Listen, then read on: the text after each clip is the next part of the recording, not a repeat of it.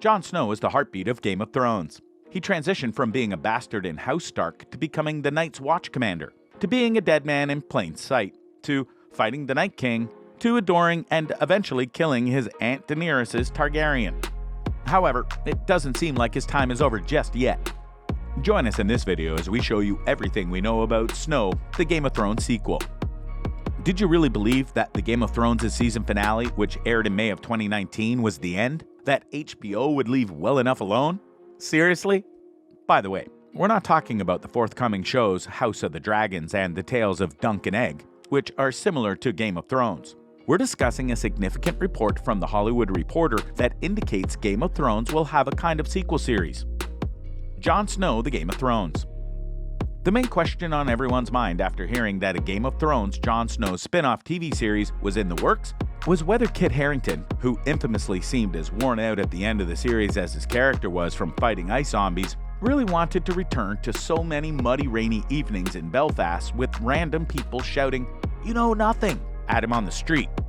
Now, a blog post from Game of Thrones writer George R.R. Martin has confirmed that not only is actor Kit Harington related to the project, but is also the project's driving force, firmly releasing the mammoth from the ice tunnel.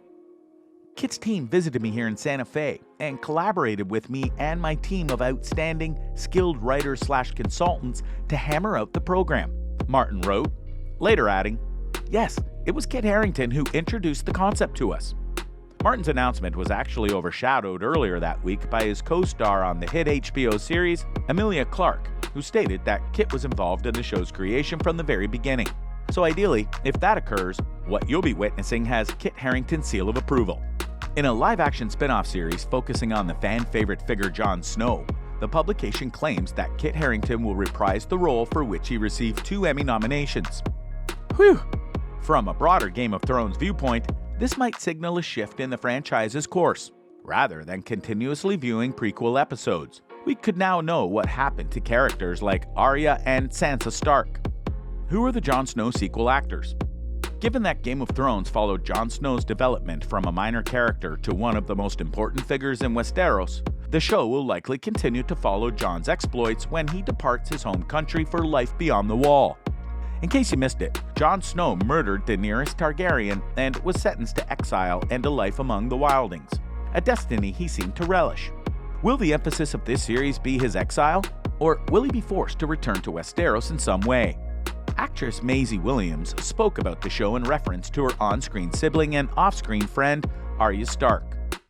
Everything about the Game of Thrones tale is incredibly thrilling. There is still so much tale to be told after such a spectacular performance. I find it to be quite exciting because Kit, I believe, is such a fantastic actor.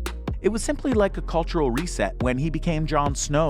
I believe that everything he touches is magical, and I can't wait to find out what it is. Despite the fact she didn't state it directly, it seems like Williams would be willing to reprise her role as Arya Stark. She wouldn't be the only former cast member of the Game of Thrones who would be open to returning. Gwendolyn Christie said, "Brienne of Tarth is really important to my heart, and I would love any chance to revisit her. Brienne of Tarth is a fan favorite who survived the horrific season. I think she's holding on.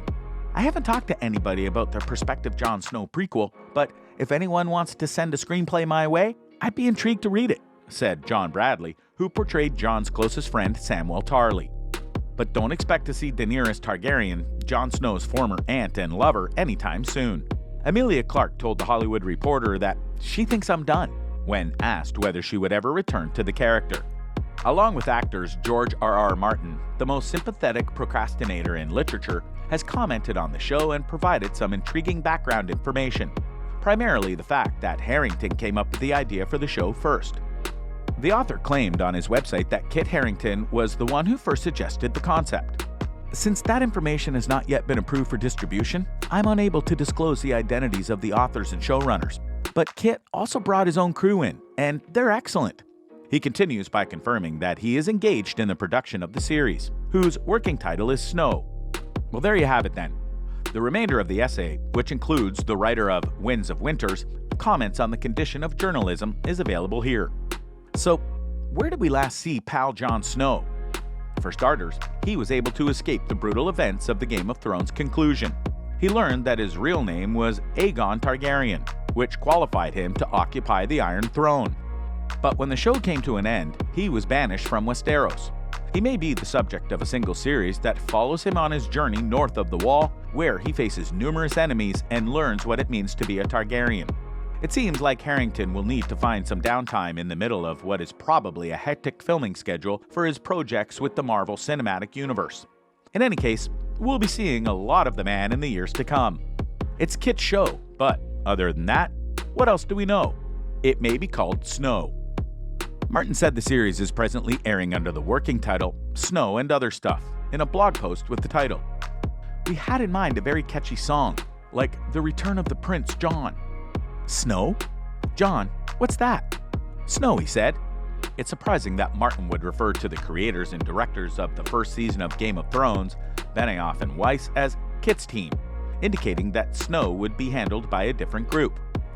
At this point, it's impossible to determine if this is good or negative, although you can see why Benioff and Weiss may want to concentrate on other projects given the criticism of the last episode in 2016. Brienne of Tarth may make a comeback. Fans' favorite Gwendolyn Christie, who portrayed the Knight Brienne of Tarth, was the first co-star after Clark to approve of Snow. I love the sound of the Jon Snow spin-off, the actress revealed a few weeks ago in an interview.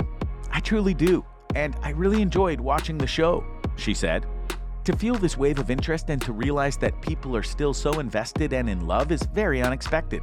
I believe that a lot of people would really like to see that story continue. Should we view this as a casual interview? Perhaps not, but a major focus of the Snow hype will be on the original cast members Kit can bring back to life. Hopefully, not too many of them will be people who are already supposed to be dead, as that cliché plot device signaled the beginning of Game of Thrones' phase where the show started to go off the rails. Snow isn't the only Game of Thrones offshoot currently under development. Again, straight from the source. At HBO, 4 live-action spin-off programs are in production. About 3 of them word spread long ago. Amanda Segel is the director of the Nymeria production 10,000 Ships, 9 Voyages, also known as Sea Snake, featuring Bruno Heller. Additionally, Steve Conrad wrote for the Dunk and Egg program, The Hedge Knight, or Knight of the Seven Kingdoms. Martin explains that Stephen Conrad is now writing a film on events that occurred 90 years before those in A Song of Ice and Fire. His writing credentials don't include any Game of Thrones projects, but they do include Unfinished Business, The Pursuit of Happiness, The Weatherman, and Patriot on Prime Video. Snow's premises and release date have not yet been revealed. It's much too early for either, but because Snow has been in production for as long as the previous 3 successor programs, we may hazard a guess until we get more information. The conclusion of Game of Thrones raises the important issue of whether Jon Snow's journey will continue there, move forward in time, or be some kind of prequel, which seems doubtful if Kit is going to appear considering that he's just 35. Snow was last shown trudging out into exile to the real north, with his wilding soul brothers, while we believe grinning broadly up at the snow and ice-covered mountains. As it was simple to see him catching squirrels and melancholy cleaning his winter boots eternally, far from the political wrangling in King's Landing, it looked like one of the most rounded-out endings of the key ensemble. However, let's be honest, it wouldn't take much of a narrative twist to send him back to the south, maybe following in the tragic footsteps of his father Ned by attempting to bail out his brother Bran Stark, who is now king, remember? If we're being completely honest, as entertaining as it will be to watch Jon once more wield a sword, we were really hoping to find out where the hell Arya Stark was going when she boarded that boat to the uncharted regions of Westeros. So, we're crossing our fingers that Maisie Williams and Kit are currently exchanging WhatsApps. Keep an eye out for this series. It might be the next big thing in the movie industry.